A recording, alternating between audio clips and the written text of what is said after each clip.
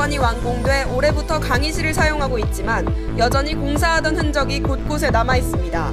환기시설 문제까지 겹쳐 학우들의 원성을 피하기는 어려울 것으로 보입니다. 작년 4월 턱없이 낮은 시급 개선을 위해 청소노동자 파업이 열흘간에 걸쳐 진행됐습니다. 이번에는 신설된 한학과학관에 청소노동자 배치 문제를 둘러싸고 논쟁 중입니다. 이과 캠퍼스 내에 주차 공간을 효율적으로 관리하기 위해 지상주차장이 건설됐습니다. 한편에서는 학우들의 안전을 우려하는 목소리가 나오고 있습니다. 올해도 어김없이 동아리 박람회가 열렸습니다. 이틀에 걸쳐 진행된 박람회에서 동아리들은 각자의 개성을 뽐내며 신입 부원들을 모집하느라 분주한 모습을 보였습니다. 학우 여러분 안녕하십니까? 3월 넷째 주 KUTV 뉴스입니다. 이번 주는 이과 캠퍼스 신축에 관한 소식들이 많습니다. 첫 소식입니다. 새로 지어진 한학과학관 많이들 이용하고 계십니까? 새로운 건물이 들어서는 것은 좋지만 완공 이후 사후 처리가 전혀 되지 않아 한학과학관은 현재 위험한 상태라고 합니다. 김다영 기자가 취재했습니다. 지금 보이는 건물은 작년 12월에 공사가 완료된 한학과학관의 모습입니다. 이번 학기 약 300여 개의 강의가 진행되는 본 건물은 총 9개의 층으로 구성된 대규모의 건물입니다. 준공식까지 마친 건물이지만 내부 모습은 여전히 공사 중인 듯합니다. 건축 자재가 나뒹굴고 있고 승강기는 나무 판자로 덮여 도무지 완공된 건물처럼 보이지 않습니다. 본드와 페인트 냄새도 심각한 수준이지만 환기는 전혀 이루어지지 않고 있습니다. 이곳에서 수업을 듣는 학생들은 호흡기 질환 등의 새집증후군 증상을 호소하고 있습니다. 수업 들으러 올 때마다 오는 순간 건물 앞에서 냄새 나고요. 듣다 보면 좀 있다 보면 머리 아프고 재채기 같은 것도 되게 많이 나는 것 같아요. 학교 다닌 지 벌써 3주가 지났는데 바닥 공사도 아직 다 끝나지 않았고요.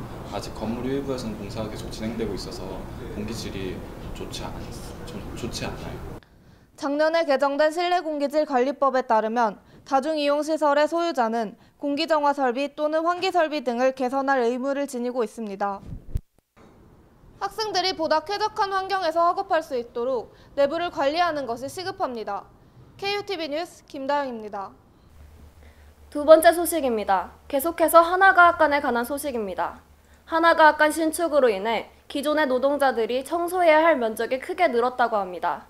보도에 김예진 기자입니다. 보건과학대 학생들을 수용하기 위해 지어진 한학과학관이 지난 12월 완공됐습니다. 한학과학관은 우당교양관과 비슷한 규모로 면적이 32,000제곱미터에 다다릅니다. 그러나 학교는 처음 한학과학관의 청소노동자들을 추가로 고용하지 않겠다고 발표했습니다. 학교는 기존의 100주년 기념관, 중앙광장 등에서 청소하던 노동자들을 한학과학관으로 근무 장소를 옮기겠다고 말했습니다. 그렇게 되면 기존 캠퍼스에서 근무하던 노동자들은 노동자 수가 줄어 아침 6시부터 12시간 노동을 해야 하며 1인당 청소 면적도 늘어나게 됩니다. 한학과학관에서 근무하는 노동자들도 1인당 600평까지 청소하게 되는 등 업무 부담이 심각해집니다. 강도가 자꾸 많아지는 거죠, 일이. 그러니까 엄마들이 6시 출근해갖고는 할 수가 없어요.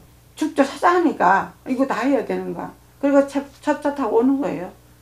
2시간 더 빨리 와서 일을 해야 되니까. 지금 한학과학관에 한 사람 640원씩 돌아갔더라고요. 현재 학교와 노동자 간의 합의가 이루어지지 않았기 때문에 기존 노동자들이 한학과학관으로 옮겨 일하지는 않고 있습니다. 한학과학관 노동자들의 빈자리를 채우기 위해 학교는 아르바이트 노동자들 16명을 임시로 고용한 상황입니다. 잘 드러나지 않는 곳에서 학교를 위해 일하고 있는 학내 노동자들에게 더욱더 인간적인 노동 환경과 합당한 노동임금으로 대우해 줄 수 있는 고려대학교가 되어야 합니다.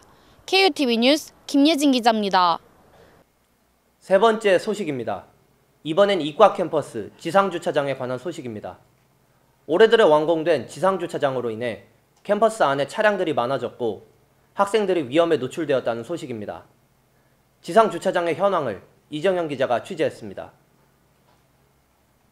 고려대학교는 금년도 1월에 이공계 캠퍼스의 지상주차장 건축을 시작했습니다.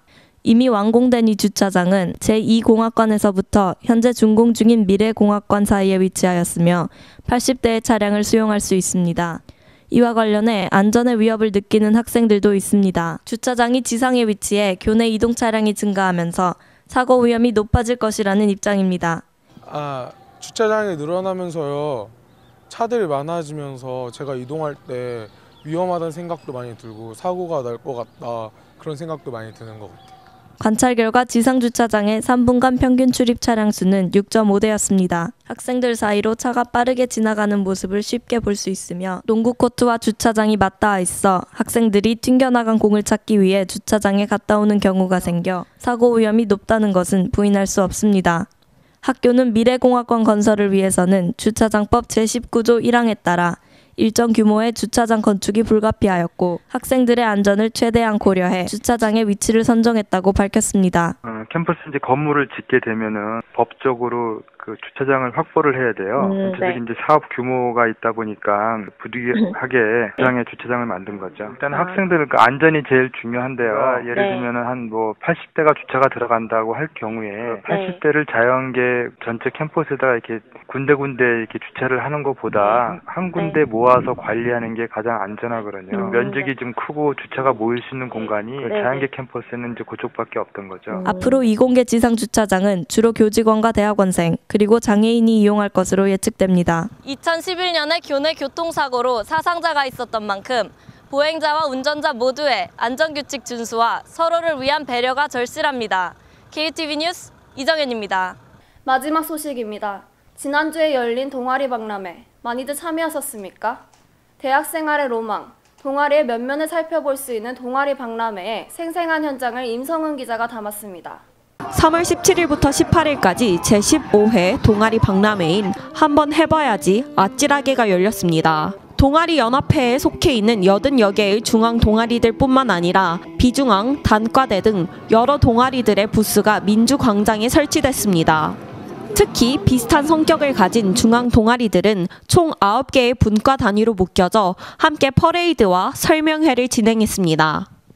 하지만 무엇보다도 각 동아리들은 동아리 박람회를 통해 동아리를 적극적으로 홍보할 수 있었습니다. 동아리 박람회 기간 동안 60여 명 이상이 지원을 했는데 이거는 개강한 이후 한 14일 동안 모은 인원이 30여 명에 비했던 거여서 상당히 많은 인원이 들어왔다고 볼 수 있어서 학우들은 평소 관심 있었던 동아리에 대한 정보를 얻고 잠깐이나마 동아리를 간접적으로 체험할 수 있었습니다. 학관 앞에서 KUDT 팀이 공연을 한 것도 정말 재밌게 봤고요. 동아리가 자기의 특색을 부스마다 잘 드러내주고 있는 것 같아요. 대학생활의 꽃이라 불리는 동아리. 이번 동아리 박람회의 슬로건처럼 망설이지 말고 한번 아찔하게 도전해보는 것은 어떨까요? 동아리 박람회에서 KUTV 뉴스 임성은입니다.